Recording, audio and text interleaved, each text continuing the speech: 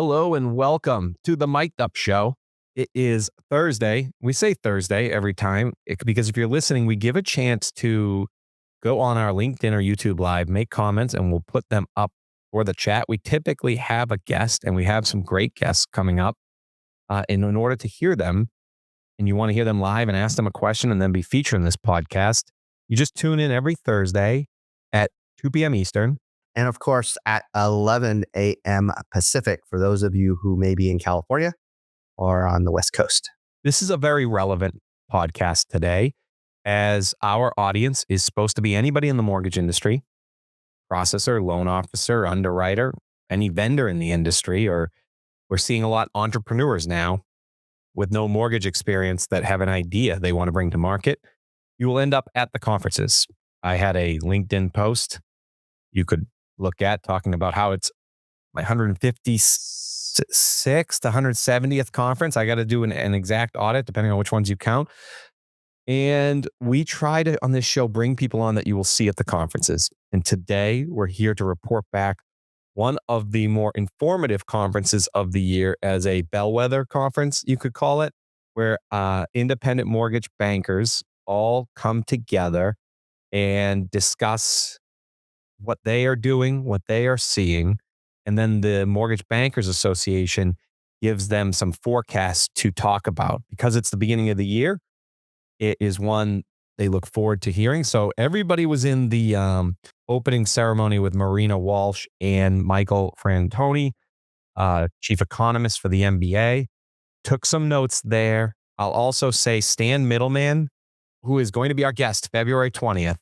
And Michael and I have a homework assignment to read his book, but his book's called, I'll have to get the exact name, Around the Corners, but he certainly made that his theme, and he probably will on his show.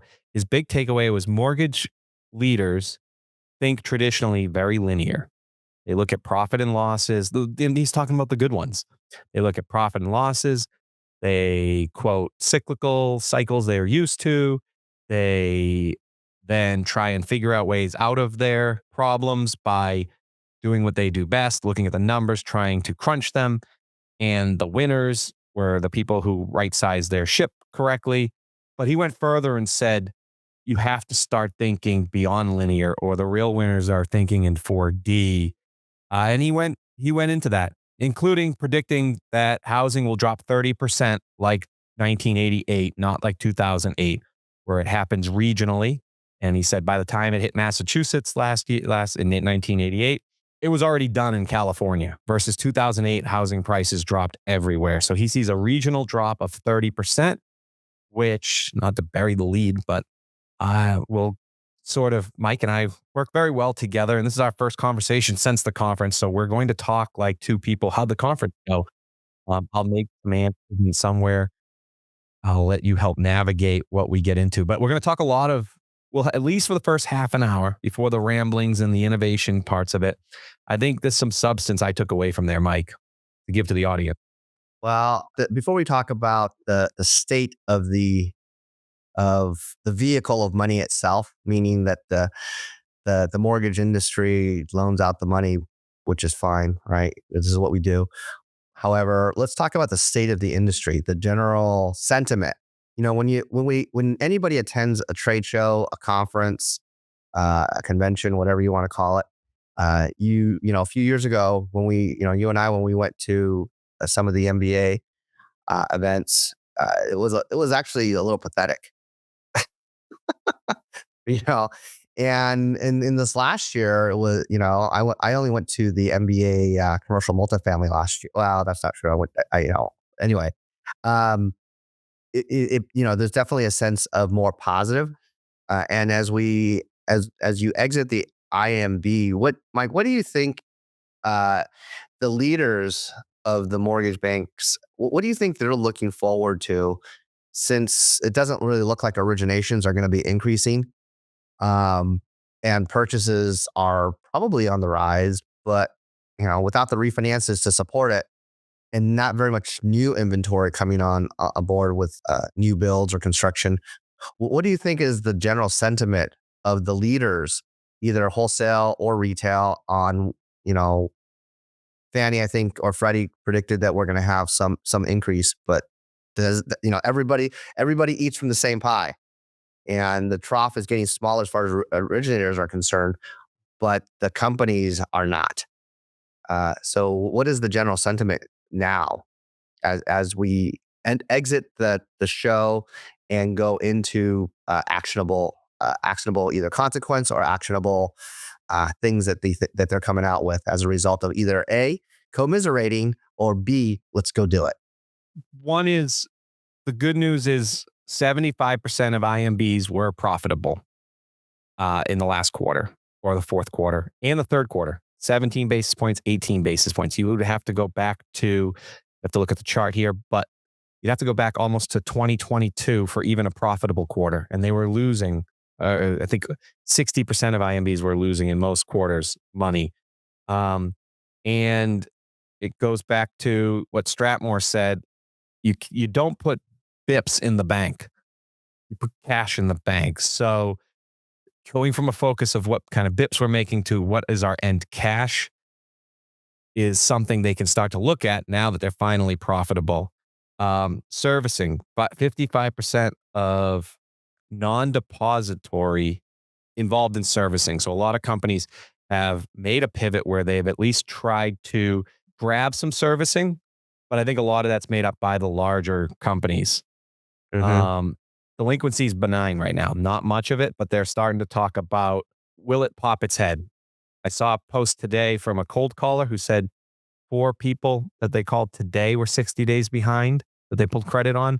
And then the comment section started to talk about that. So FHA is 11% delinquent, but that number is off a little bit because I spoke to a leader at the Housing Wire conference, very respectful person, that says at about day 80, they're on the phones and they're calling to restructure FHA to keep it from being this delinquent, and they put it on the back of the loan. So I think that number would even be higher.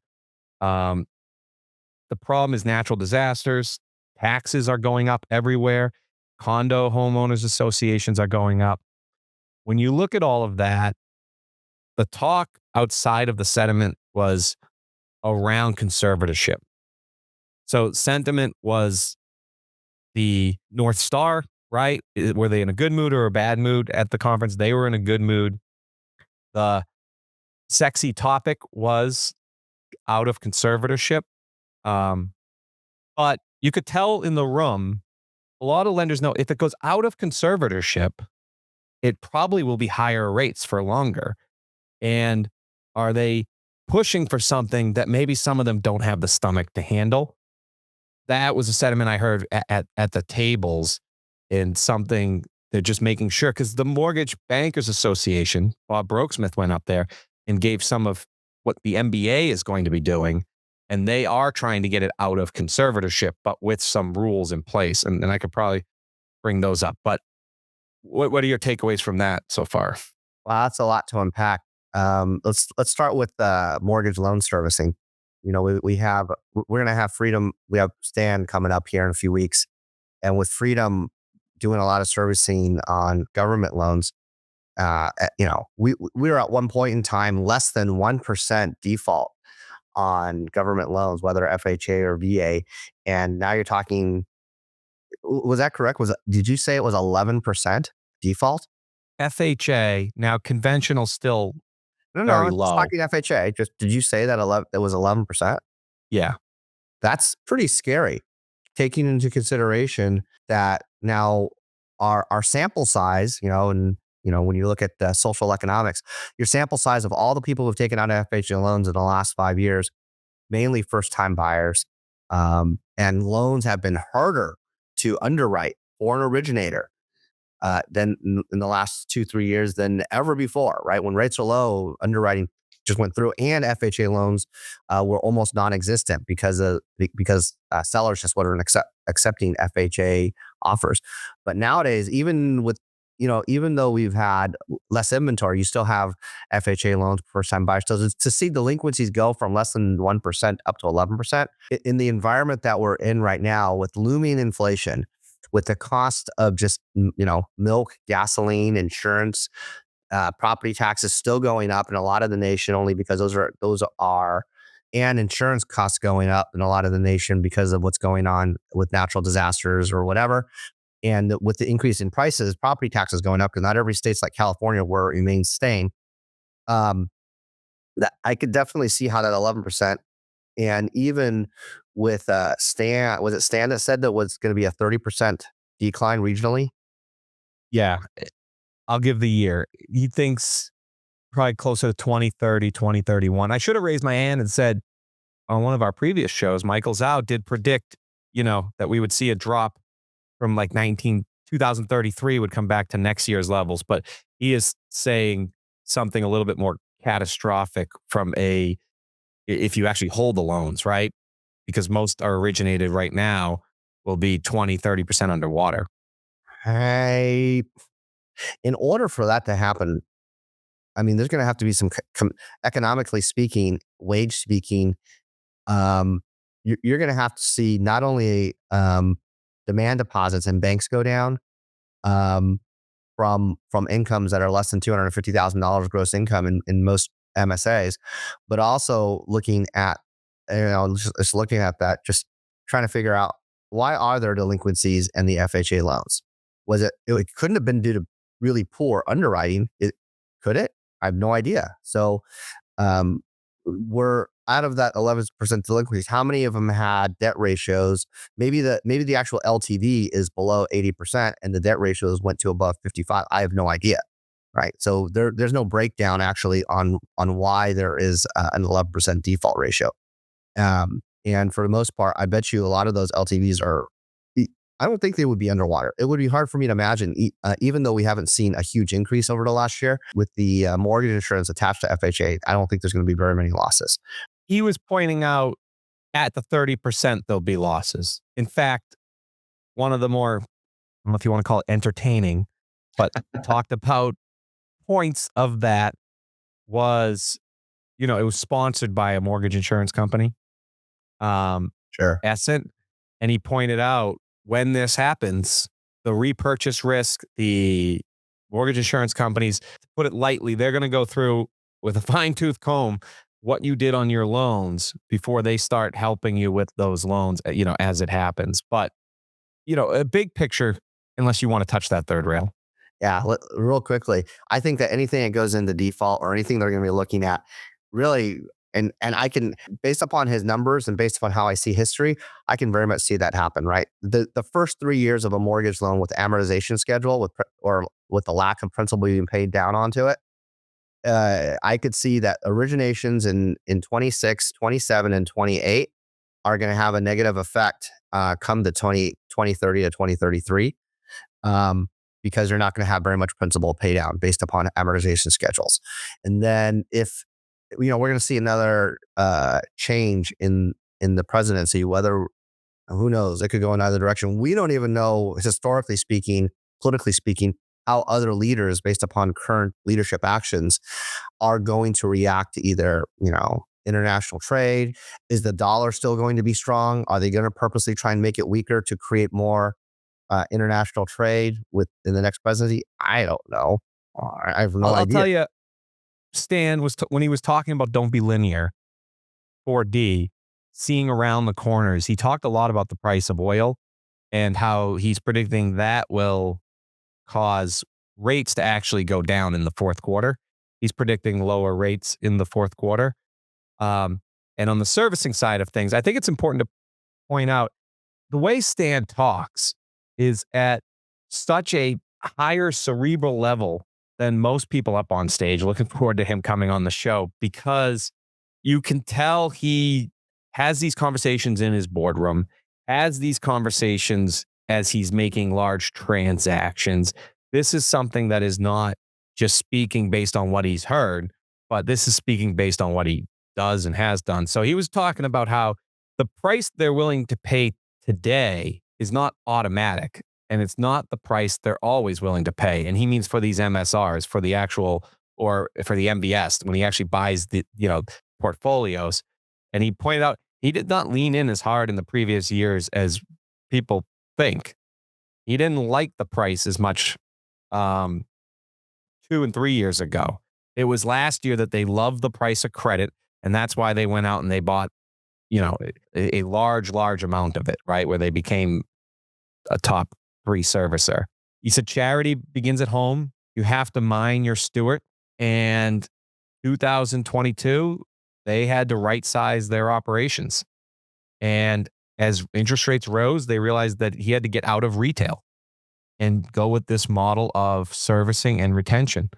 And they liked the credit. But in 2022, they weren't willing to lean in because he had to correct his balance sheet first. And he wanted to make that very important to others, that even though he liked the credit, he wanted to correct his balance sheet first. So maybe in retail, if you can recruit this group, you have to make sure your balance sheet is where it needs to be. I would wonder, and just going down this road real quick, there's a book that, if you're in cap markets, I'm sure you may have seen it. I don't know if you've seen it, but it's a book called Demystifying Secondary.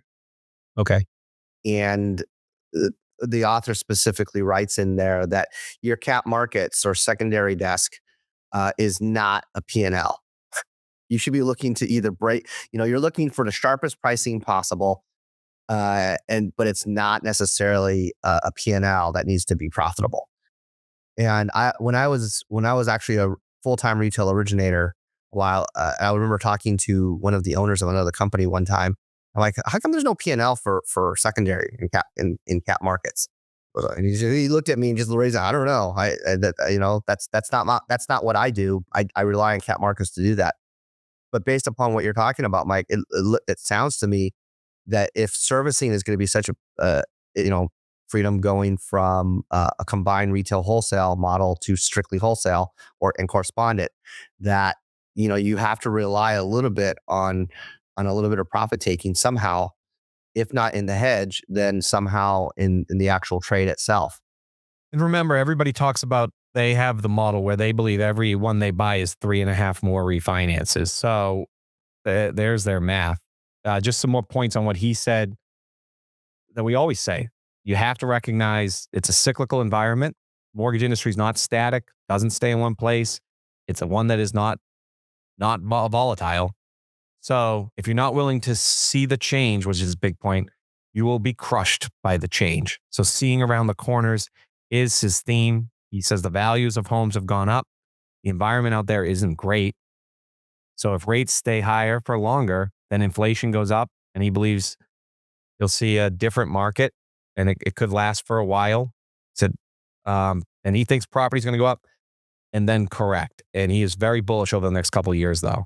Was there any mention or talk at all during the conference regarding the blockchain or crypto, not as an investment, but as an avenue of delivery of information? No, did not. Tokenization did not really. It may have come up in one. Okay, just looking at this, Bob Brooks-Smith said Section 199A will continue to get bipartisan support. You'd have to Google exactly what that is. He said capital gains is not in the cards. Changing the capital gains, which people have said obviously is a great way to move supply, eliminate that's not in the cards. Housing supply tax credits. He talked about this power of the Mortgage Bankers Association. By the way, while we were there, that what's it called, like an abundance memo that went out with the freeze that they had to unfreeze that the memo Trump put out. If that had went through, many of the top lenders would not have done VA or FHA this week. What? Yeah, so the MBA was working that day on making sure that there was protection there. And by the end of the night, I think everybody, had received those emails that the MBA had made sure. And it actually will be back up on February 6th, I believe, to talk about. But for now, there are freezes in there that will not affect the FHA or VA or certain parts of it that would, at least the top lenders did not want to get involved with. The G fee, he told a story about how the government gave payroll tax relief to the United States for 2 months, or for 1 month maybe. And to pay for it, they put a 10 BIP G fee for 10 years on your Fannie and Freddie. And that is coming up in the next couple of years. And so it's going to be on them to try and get them from, doing it again. or worst case, saying that was a good idea, let's double it. They're going to be pushing for HUD, mortgage insurance, eliminating the life of the loan on the FHA MIP, which I want to point out, just like conservatorship, might be a nice short-term boost. But if people are already golden handcuffed, those MI payments equate to much larger differences in by hundreds of thousands on what you can afford. Oh yeah. People will not be moving, period, if they, get a $600 off FHA payment, or I know maybe more realistic, it's like $389 off. But if they go to their new house, they're going to get the $389 plus, the increase. I mean, that makes sense. I mean, yeah. I mean, let's talk about conservatorship, because is the sentiment that pro conservatorship or against conservatorship of the government sponsored enterprises? And for our listeners who don't know, GSE stands for government sponsored enterprise, which also is commonly known as Fannie Mae and Freddie Mac. And currently they are in conservatorship under the United States government. So if they leave conservatorship and are independent organizations, publicly traded organizations, for-profit organizations, how is it going to affect mortgage rates and the industry in itself? So is the general those are for our listeners that are not necessarily on in the mortgage industry. So what do you think is the general sentiment then by the leaders? Do they want to see conservatorship, or do they not want to see conservatorship? I have the mess. I have notes here. I mean, it's going to sound like you teed that one up for me on what the MBA's stance is. Um, Yes, I did tee it up you, actually. you So did. Okay. Do you want to make a guess before I go on what you would say as a leader? I have no idea because I wasn't there. So I mean, and there was, and frankly, through the entire week, there was so much news that was going back and forth. I don't even, money's not emotional people, but our decision making is also based upon the emotions of the news that we receive. So actually, I have no idea. Why don't you help me out here? Well, first, I'd like to pull up Greg Scher's post that talked Sure. about, because I know you'll enjoy this, the opinion of American Pacific Mortgage's Bill Lohman, who was a guest on our Yeah. show recently, and thanks to him, probably started a lot of these great guests, who runs American Pacific Mortgage, thousands of loan officers across the country, and Bill Cosgrove, who his partner Al Blank agreed to come on our show. So we'll have Union Homes, founding partner Wow. on. I just remember Cosgrove said the federal house, and this is according to Greg Scher's post, who will also be a guest on the show coming up here in 2 weeks. The Federal Housing Finance Agency to me is dangerous, where you have one person that literally controls Fannie and Freddie Mac and the whole ecosystem housing finance of America. It's wrong. So, but I would say for the most part, people seem to be saying for getting this out of conservatorship, but also recognize where they are in the rates. Bill's also quote is, we think the next 2 years are going to be a continued fist fight. And that's the way we're approaching the business. And we want to be one of the 80% that survives versus the 20%. And that's just a reality we believe we're playing in. I believe Bill has a great servicing portfolio to be able to handle the short-term spike that a leaving conservatorship would cost. And in the long run would become a bigger winner by having more control in the private market. I think you're more regional people with less of a servicing, maybe don't want to go through those pains for 2 more years and would like a little bit of a boost. I will say, Okay. okay, I'll just read Bill Lohman's while we're on it so we don't have to go all over the place, right? His take was, if you're operating in any blue states, I think you're going to see even more regulation. I think some states are going to be brutal, especially if you start looking at potential CRA requirements in certain states. And there is, why you have your MBA, there's more of that CRA now applies to independent mortgage bankers. When they say CRA, are they talking about the 86 or 87 Community Reinvestment Act, or are they talking about something else? They are talking about what you're saying. I know traditionally it's like where you lend money. I mean, where you actually take deposits, you have to lend in. I think for IMBs, I don't know the exact way, but there is now, if you're originating in a certain area, there's certain rules that you have to fall under if you're a certain size. It's kind of a joke to me, but okay. I mean, there's mortgage companies that actually originate them now and sell them to banks to meet their, but Yeah, I mean, if you here in San Diego, if you talk to somebody out there and they're like, "Oh yeah, how many CRAs have you done?" CRA? I mean, like in San Diego, the average originator, if you ask them about, how many Community Reinvestment Act loans you did, they're like, That's not even a part of, it's like we have 6 guns. It's not even one of the guns. I don't think it was a huge, I think it's now part of the process. It's also what I always said, if the CFPB ever did go away, which is a hot topic still, wasn't really Oh talked yeah, about there, but you'll just see sure. the states pick up the slack. And I guess this is what Bill's saying is the blue states are going to pick it up a lot more than the red. He says President Trump can lower the MIP on federal housing and HUD Office of Housing Loans. We have the fund, which is at 5 times statutory requirements. So there's an opportunity that the fund is bloated at the cost of consumers. So if you lower the fund on the FHA loans, which aim to get people into homes, help first-time home buyers. So if you do that, you're essentially doing the same as lowering rates, which is different than what I said. Don't eliminate the MIP from the people that already have it. Give a lower MIP to get in would be better for housing supply movement is all I meant, not better for consumers. I'd have to think about that, but it's definitely, I see what he's saying. Builders. I'm going to digress just for a moment and take a tangent here just for a minute.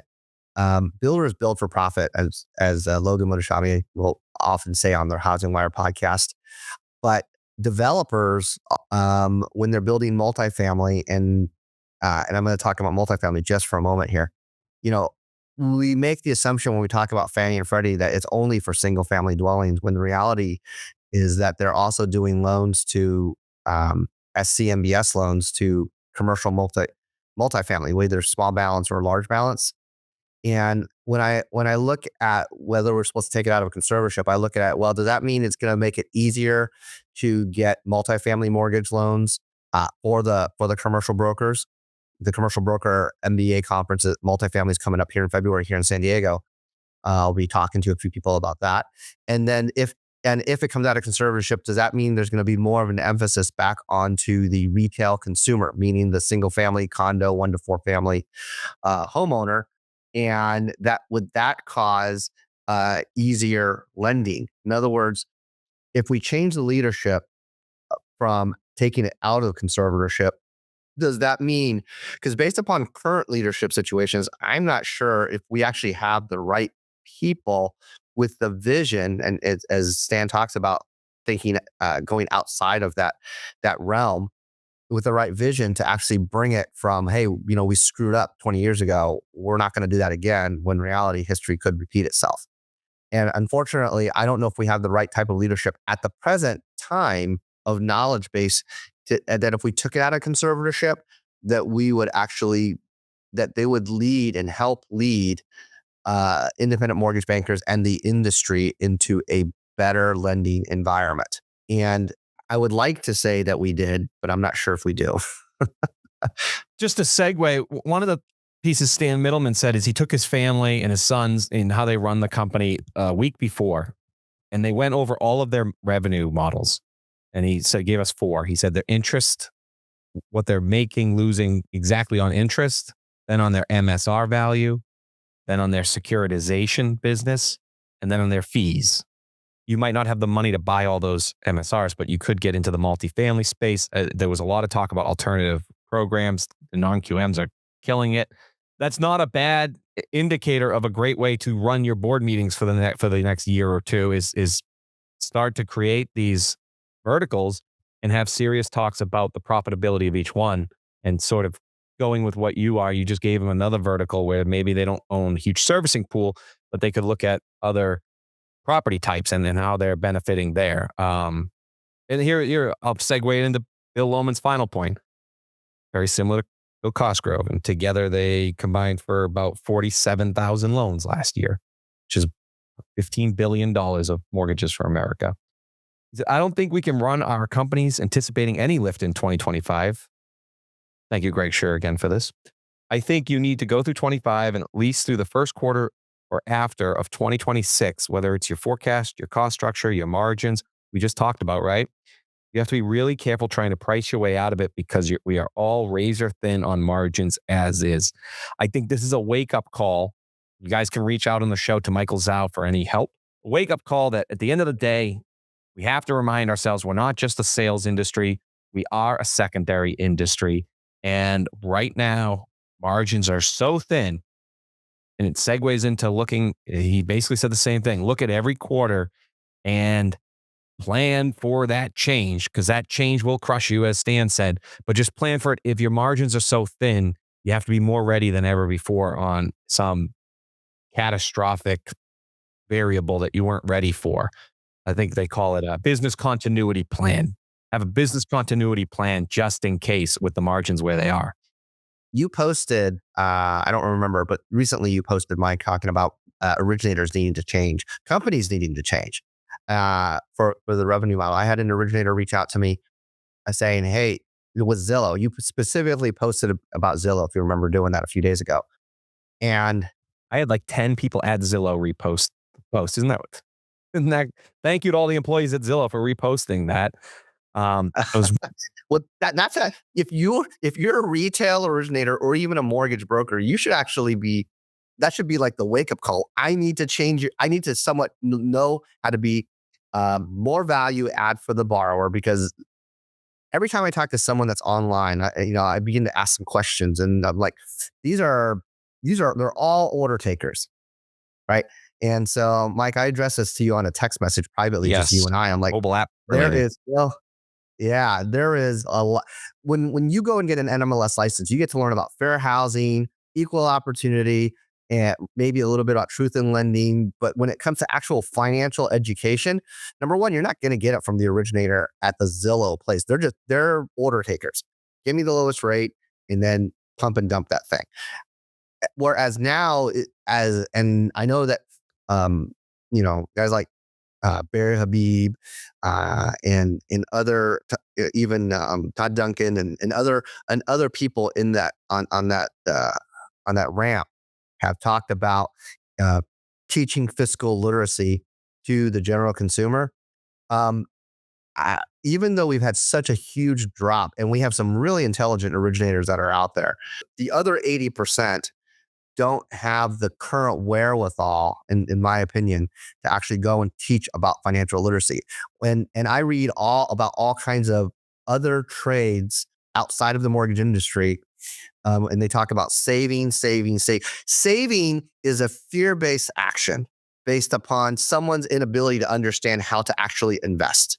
And I think that there's not enough information in conjunction with FINRA, SEC, financial advisors on teaching people how to be actual investors, because people, and this is more of a soapbox for me, but I think that we as an industry, we can be better leaders in teaching consumers how to be better investors. If we're going to talk about being a better business owner and thinking out of the box, then we shouldn't be looking at saving. We're talking about, if you're only making 19 basis points for funded mortgage loans, and if Strathmore is going to go and make a comment to say that dollars, which makes a ton of sense, Can't put bips in the dollars, bank. that's right. You can't put bips in the bank. You will put dollars in the bank. But when you're putting those dollars in the bank, what is that investment? Are you buying more MSRs? Are you buying more platforms for your originators? Are you buying and investing? I should not even buying. What are you investing in that are not bips but are real dollars to multiply the profitability of bips, which turn into dollars, to increase profitability?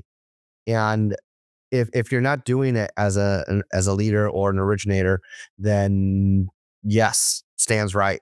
You're that business model is going to eventually fizzle out. The way of retail department stores have been done with Amazon. That's the direction we're headed toward in mortgage originations. I agree. I think right now it's a manufacturing industrial revolution in mortgage where AI is replacing task-based tasks. So they're AI tasks. Problem is they're doing it a lot out of the LOS. So like they're starting the LOS, working their way back. I shouldn't say it's a problem, but it's very narrow. Or they're doing exception based. So we can get a couple. There's a resurgence of OCR because it's finally working like it was supposed to 15 years ago. It can take a document, it's priced much better, classify it, and again, put it in your LOS. You're seeing AI now, I think, more on what's that? We didn't address enough of this with Tim when we had him on the show. Tim Lee. Oh, yeah, we didn't, but he's just so brilliant. We'll see what He does. These are just very narrow points. In fact, what he's in point of sale, I don't really have a huge read. I will say many people are talking to the big point of sale because of the so forget about the tech, like the great tech Tim has on his point of sale. This is a company that works great in Encompass where they already are, right? And there's the contract. There's no contract length. So that's something, obviously, when you heard the numbers, why it works great.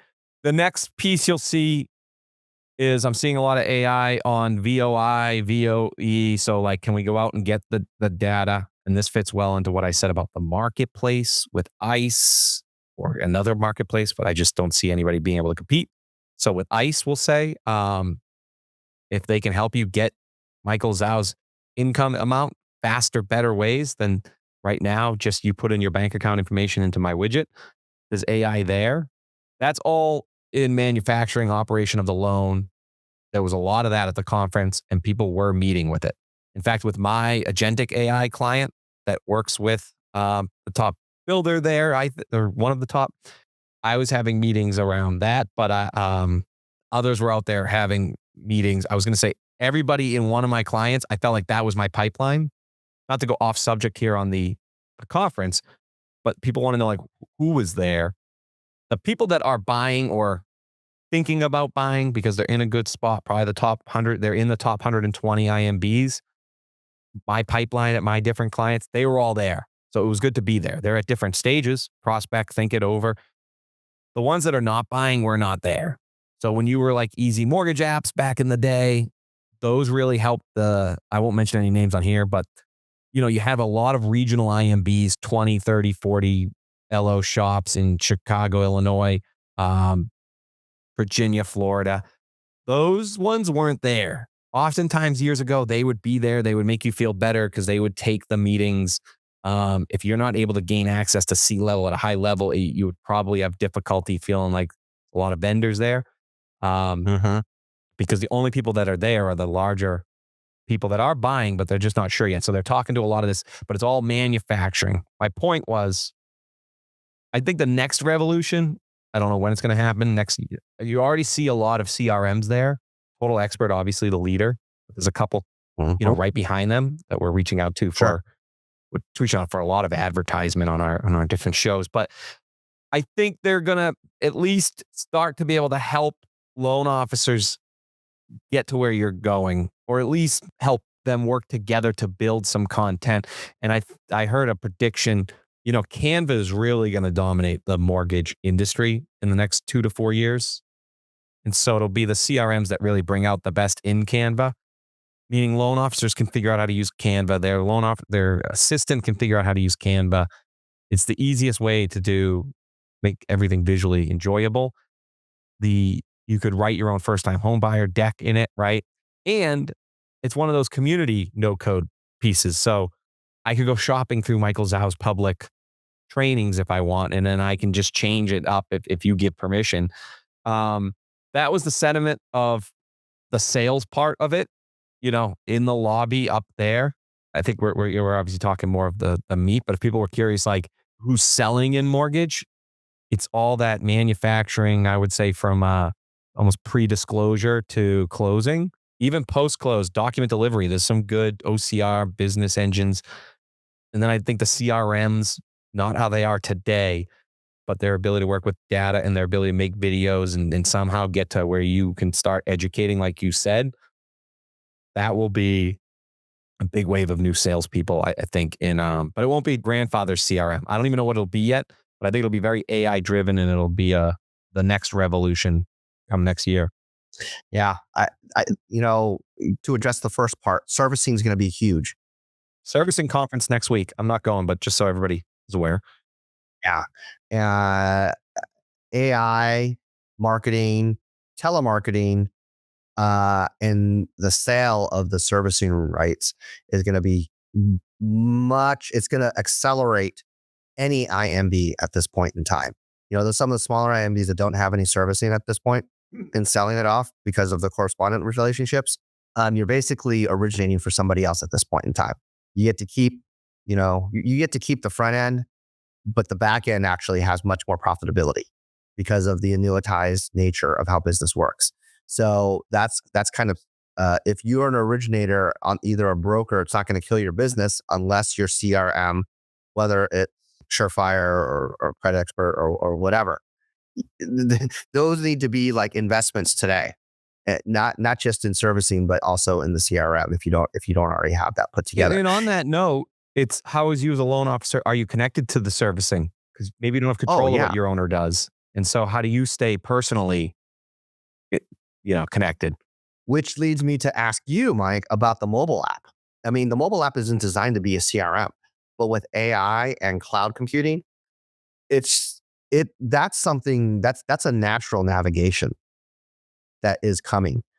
Yeah, they talked about the minority report coming, right? And geolocation being the most it's called a MOID, which is your mobile identification. It's on your device, it's physically. And you need to start to advertise and follow these devices. And then when they finally tell you who they are, it's limitless. So um the beauty of the mobile is they can bring it to different Wi-Fis, connect to different Wi-Fis, and then you can reach them. So I think getting a mobile app that actually does more than step one is just get a mortgage calculator that's on a mobile app to get your people off of Zillow. Hmm. Easy Mortgage app still has one that's incredibly inexpensive. It's $500. And it's more just to grab a focus group of people like-minded like me so we can build the next one. Um, that would just be for loan officers. Co-brand. What's the next step? I think enterprise solutions, larger enterprises need to be building out decisioning models first, which is a client of mine, Sapiens Decisioning, which you answer questions with models. So the question would be, what is a first-time home buyer who downloaded an app and has used our calculator 8 times? How do we want to talk to them? We'd want to pull their credit, let's say. So then you pull their credit. If the score is here, do we want to take them to Michael Zau University? Or if their score is there, should we be moving them faster to a loan? Or should we take it to the next level and maybe teach them about a 203K loan because they can get better inventory for the piece? The reason I say all this is you can get your loan officers to talk through building because these decision models are now no code. And this is what can run a true app so that the app actually tells a story. Nobody in mortgage, this was my point, has built an app that tells a story or built an app that has given you a journey like the apps that people are used to. And they don't have to be old Nintendo Quest journeys, but based on who you are, the Starbucks app talks more and more different than to you by the day. My JetBlue app now constantly shows the gate at the top of my phone and gives me a countdown till boarding time. That's a cool new app feature. I'm sure there's ways the mortgage companies could take care of that. My mobile app with Starbucks now starts to tell me in real time what's going on with my coffee. And I always push the app. No lender has done it yet. They're too nervous to do it. But the first lender to really win would be to design a mobile pickup type experience, a faster one. And the customer obviously agrees to do some things in the app too. And number two, I think in return for doing that, the lender would have to give a real time push notification, 95, 97%, 99% read rate within 2 minutes. Their pocket vibrates, push notification. Anytime any of your workers are on their file in any of your, start with the LOS. But if somebody's in the LOS, I know you're afraid to tell them, but that consumer should know that that company will win. And I will call you and I'll say, Mike, you're in my app. What's up? And you'll say, yeah, actually, while I have you, my AI is showing me I need this. Can I grab it from you while we're on the phone? That to me would be some of the ways the mobile stickiness. And then like Stan said, it's less linear. Like when you're doing something, I in real time know it. My realtor could get a push now that you go into Encompass, we'll call it, caused me to get a push. So I opened up my phone. Because I opened up my phone, the realtor should get a push that I'm now active. So now they go into their phone, all under the white label of the app. You see that? And then if you could keep going where their boss gets a push, their boss starts to say, hey, that mortgage company's good. And then you need something like, I always said, like, you need something around it. Like people know what a mobile pickup is, right? These apps lack identity. You would want to build some identity. And the beauty is you can copy so many ones that you use on your phone today.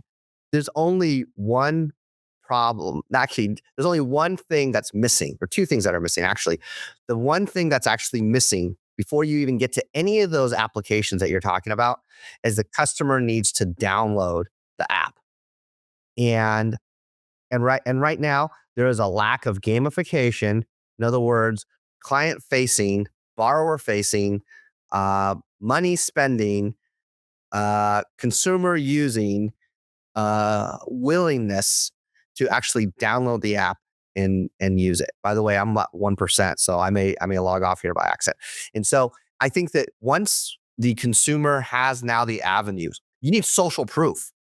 If you don't have social proof, some anthropologist or sociologist does some research on behalf of the industry and says, look, you need social proof that says that all these borrowers are going to stop downloading everything. And until that happens, until that Super Bowl moment happens, everyone just says, I got to download this because I now it's gamified. Now there's application, not app, but actually application in your life on budgeting, spending, going from rent to buy, going from buy to move up, going from buy to savings, in conjunction with the advisors, the financial advisors, the mortgage originators.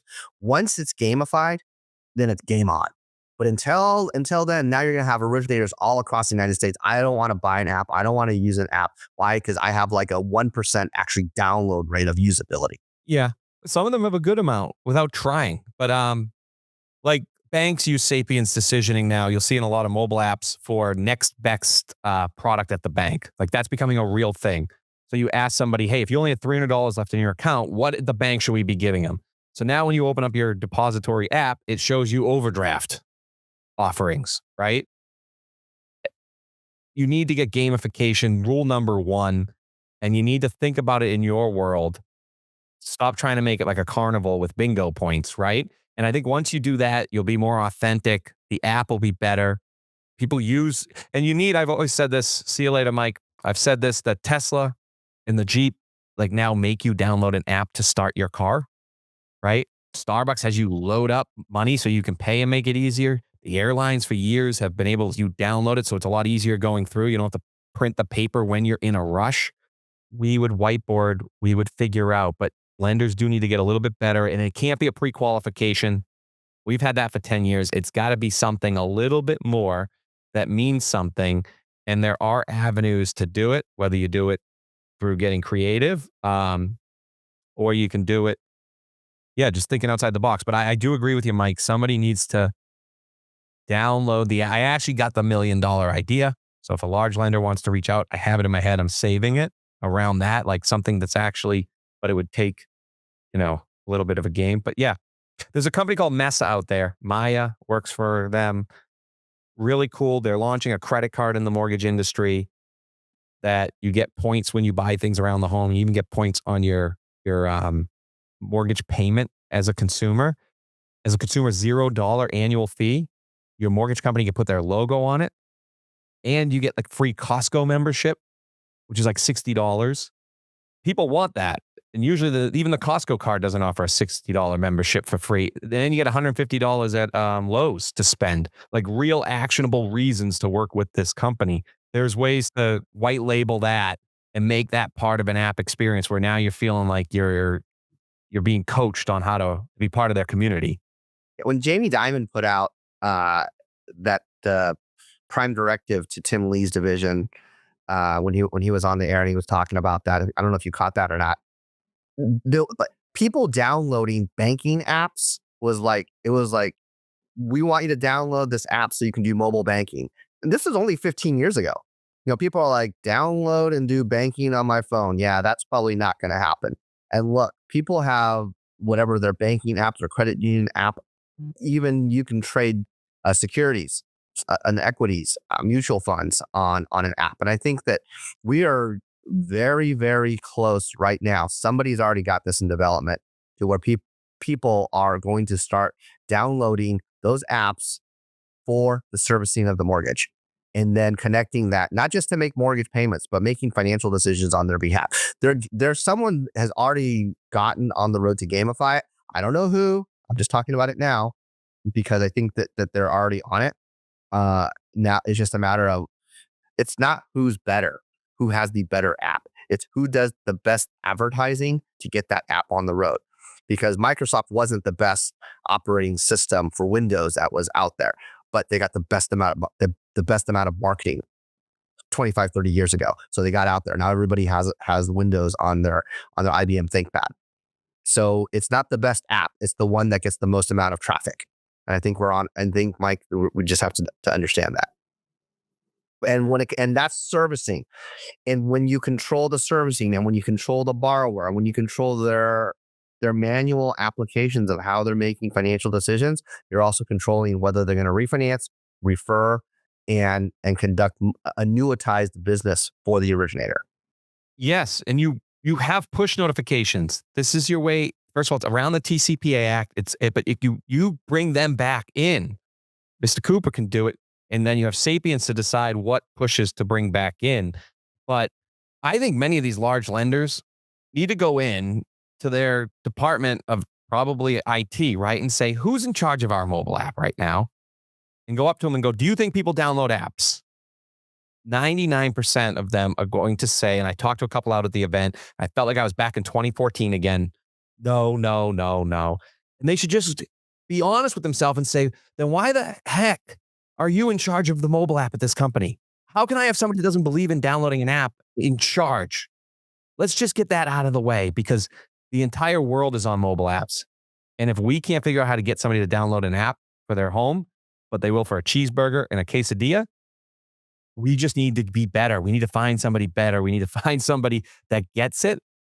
And then we'll worry about the budget. Then we'll worry about figuring it out. But we certainly can't have you, who tells me that nobody downloads apps, downloading it because Starbucks wouldn't become the fifth largest bank by depository in the world if you count all the people that have loaded money on their mobile piece. If you took that cash, that's more cash than everything before banks now. They wouldn't have fallen into that without actually starting with the app first, right? Right. And Schultz in the Acquired podcast said he didn't even believe in the app, but he let them do it. It looked cool. Sometimes you just got to trust. And if not an app, a mobile first strategy, but I think you've had a decade to be mobile first without an Yeah. app. If you're a servicer out there and you're missing the boat on this one, imagine that you have every single person that says, "Okay, I get paid on the 1st and the 15th, and this maybe not so much on the west and the east coast, but probably more so in the central part of the United States." You sit there, "Oh yeah, every 1st and 15th, I'm gonna, I pay an extra $200, $100 or $200, and it goes into the app, and now it's sitting there in some kind of escrow to go for principal pay down, but it sits there for 2 weeks. You take $200 times 1 million borrowers, sitting inside of the pay down account, and you're a servicer, and you earn interest income off of that. You're going to be buying the servicing because of the principal pay down potential of those Midwest mortgage loans. And I think that it is like the ultimate interest bearing investment. When I look at how many IMBs actually have a social media presence slash division slash, I mean, like, you don't have like a 50 team person of working on social media presence for the purpose of mortgage loan servicing, for the purpose of retention. You're just, social media is just kind of like let's create some kitty cat videos so people will watch it so we can generate some more business. And it's so much more than that when you look at the interest income that you could be generating in servicing for that. Yeah, mortgage in general, to me, is old school cable companies.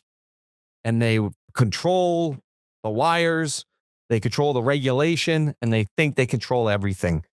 And then Zillow is Netflix. They have come along and said you can cut those cords. It's on mortgage companies now. Their secret weapon is their loan officers. And by not having an app, not having a real app with a real app strategy, not some can of corn, you're doing a disservice to your loan officers and to yourself to be that next, because there will be the next Hulu, the next Disney Plus, the next Paramount Plus. There's not going to be a ton of them, but you could be that app in this new world by doing a better job, the app does it for you. The app matches your loan officer with the past clients. So the app can match people that they can get in the pocket. Then you just need to remind yourself that the loan officers are the talent, the actors, the shows still have to go into the container. Your loan officers are the content. Zillow's content was the Zestimate, right? You still have loan officers before it's too late. That's good enough content if you can make the right app. And your container is the app to go up against old school cable. And there'll be enough for about 4 or 5 containers. And one of them will be who can use it to match loan officers to tell great stories that they do and be a place where every loan officer wants to come because the company tells their story better to their clients and protects them from that unimaginable change that Stan Middleman talked about that can crush companies with thin margins. Yeah. Mike, can you believe we're at the top of the hour?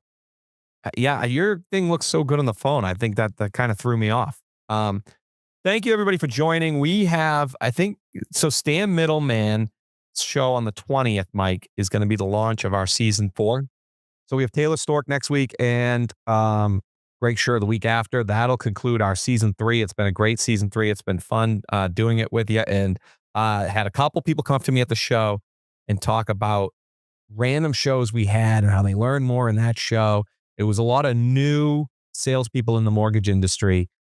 So you're being seen, Mike, not just seeing that you're having a show. People are actually watching the show and appreciating it. And for context, there are mortgage originators that are out there right now watching the show. So if you're a leader with an IMB, I've been called in this past week by mortgage originators. So they're watching this show. And if you're a leader of an IMB and you're not commenting, that means you're not being seen by certain individuals. If you have a social media team, they can answer on your behalf. You don't have to be watching the show, but the commenting is a big deal. Not just in Facebook but LinkedIn as well. And I think that type of presence, when you make those comments, it boosts your I don't know what you call it, but it boosts it on the app or on the website. What Mike's saying is that's why we tell you what time we post this live every week. We want you to come here and give you a free opportunity to amplify your reach. Thanks. Oh, absolutely. All right. So it was great seeing you, Mike. I'm glad that you're safe, but you had to go back into the coldness of the East Coast there. Yeah. Everybody wanted the fix and flip program, and the Shelley Duffy video hit perfect timing. So we are talking with a lot of IMBs, and we were worried about warehouse lines. They all are willing to do a little bit of RTL right now. So the tide is changing in our space, and it's time to get creative. Yeah, I'll let a shout out real quick. I need to reach out back to one of our past guests, Rudy Orman, talking about non-QM and RTL. That this is the space that we need to get back into and lead originators to actually further understand, because actually understanding DSCRs really is about ability to pay. So I think we need to enter into the understanding of that space, and it's much more profitable too, by the way. There you go, Rudy. We love you. Take care, Thanks. everybody. All right, see ya.